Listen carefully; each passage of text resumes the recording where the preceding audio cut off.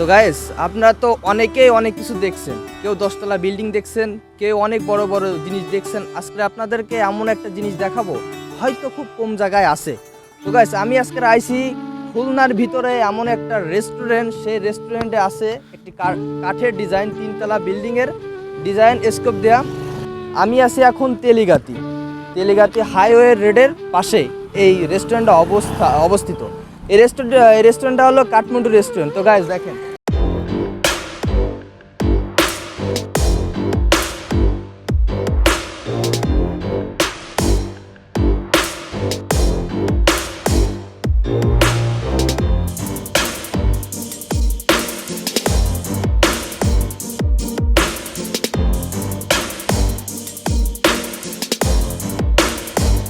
তো গাইস আমি এখন আসি কাঠমান্ডু রেস্টুরেন্টের একদম ফার্স্ট যে গেটটা, সেই গেটের সামনে আসি। রাত্রেও রিভিউ করব, কিন্তু এখনও রিভিউটা করে রাত্রে রিভিউ করব। তো গাইস আসেন, আমরা ভিতরে আসে পরিবেশটা কেমন, কী কী দাম, প্রাইস কেমন, এভরিথিং জানার চেষ্টা করি। তো গাইস আসেন।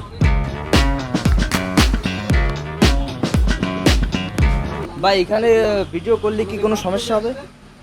আমরা রিভিউ মানে একটু ভিডিও করবো এই রেস্টুরেন্টটা নিয়ে। ভিত্তিক হলো আমরা ঘুরতে আইছি এখানে, ঠিক আছে? এই এত সুন্দর একটা পরিবেশ, এই পরিবেশে সমস্যা নেই তো, তাই না?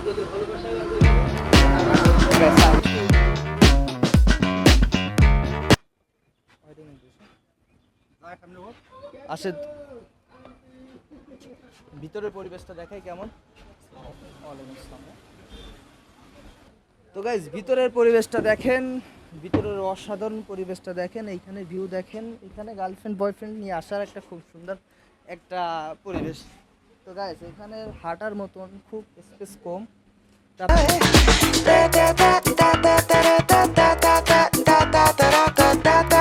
কাঠমান্ডু রেস্টুরেন্টের যে মেনু বুকটা আছে, সেই মেনু বুকটা দেখতে অসাধারণ, কিন্তু ভিতরে যে প্রাইস, ও মাই গড, অনেক দাম প্রাইসগুলো। এখন এখানে ঘুরতে ঘুরতে আমরা বার্গারটাই সিলেক্ট করি, কিন্তু 170 টাকা যে প্যাকেজটা, সে প্যাকেজটা নিছি আমরা।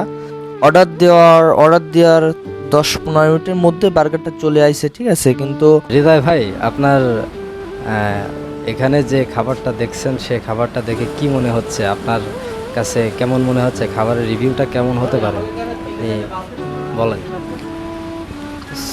বার্গার তো আমি অনেক জায়গায় খাইছি, কিন্তু এখানে বার্গারের সাইজটা একটু ছোট, কারণ 170 টাকার বার্গারের থেকে আরও বড় হওয়ার কথা।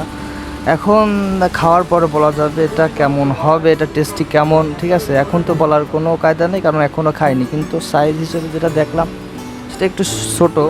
তো গ্যাস, আমরা খাওয়ার পরে রিভিউটা দেবো কেমন, খাওয়ার মাঝখানেই দেবো। তো গ্যাস চলেন দেখি।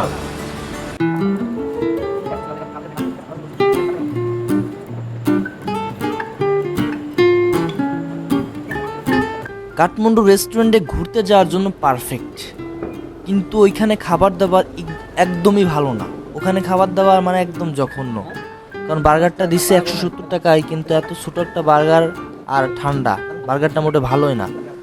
মনে হচ্ছে 5 টাকার রুটি, 2টা রুটি দিয়ে একটু শার্মা দিয়ে করে দিছে। তো গাইস, ওইখানে ঘুরতে যাওয়ার জন্য পারফেক্ট। আমরা যে বার্গারটা খাইছি, বার্গারটা একটু ভালো না, যে ওয়েটারগুলো আছে তাদের ব্যবহার একটু ভালো না। তো গাইস, কাঠমান্ডু রেস্টুরেন্টে গেলে যাবেন, কিন্তু অতিরিক্ত কোনো দামি জিনিস অর্ডার দিবেন না, কারণ ওইখানের কোনো কিছুই ভালো না।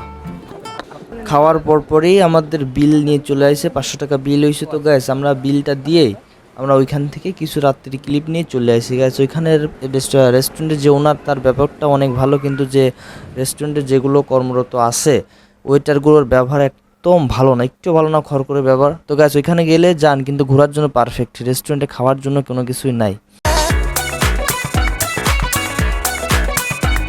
খাবারের যে ডিশটা ছিল সেটা এক্সপেন্সিভ ছিল, কিন্তু খাবারের মানটা খুব ভালো ছিল না।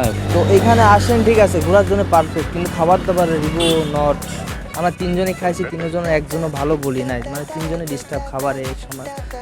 প্রাইস অনেক, কিন্তু সেই হিসেবে খাবারের মানটা অনেক ভালো না, ঠিক আছে? তো গাইস, যেখানে যেই আসে না কেন, এখানে ঘোরার জন্য পারফেক্ট, গার্লফ্রেন্ড বয়ফ্রেন্ডের জন্য এটা পারফেক্ট একটা রেস্টুরেন্ট। এখানে ভিউটা অসাধারণ, সন্ধ্যের পরে ভিউটা, যদি কেউ আসেন তাহলে সন্ধ্যের পরেই আসবেন, কারণ ওই দিনে মানে আসে কোনোই লাভ নেই, কারণ এখানে লাইটিংয়ের জন্য এটা হলো বেস্ট।